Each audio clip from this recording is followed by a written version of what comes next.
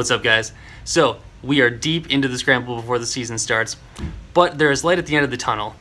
Today the plan is to get the clutch installed and hook the transmission up, and then it should be ready to drop back in the car. So let's get started. So I picked up a pack of ARP flywheel bolts and I test fit them the other day, and I felt like they were just a tiny bit too long. Like there was almost no clearance between the bolts and the block, and I was really concerned that there would just be just a little bit of thrust and I'd end up gouging the back of my block out.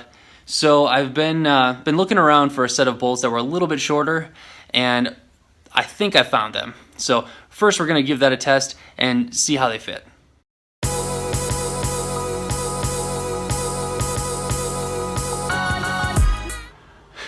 Alright guys, so I'm going to call that a success. I think I've got plenty of clearance between the bolts and the block, so I guess let's move forward and actually get this thing installed.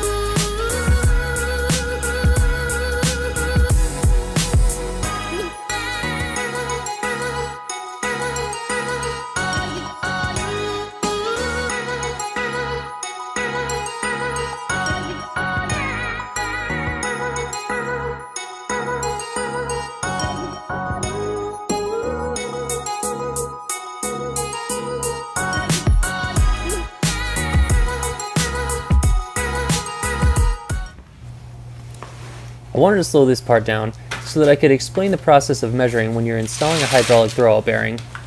The first part is measuring the distance from the fingers on the pressure plate to the face where the transmission mounts to your bell housing.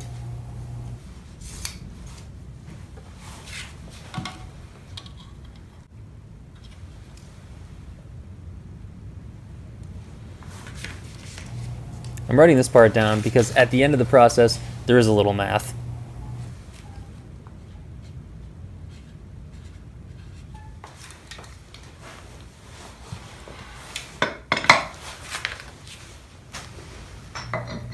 When I swapped my T56, I got an adapter plate from McLeod that has a retainer bearing like you'd find on an old school 4-speed like a Muncie or Saginaw, and the hydraulic throwout bearing I have slips right over that.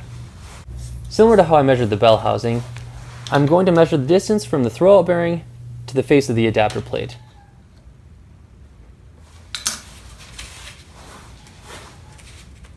Subtract the second measurement from the first measurement to get the distance between your throwout bearing and the fingers of the pressure plate. Then you can add shims behind the throwout bearing to get the distance within the manufacturer's spec.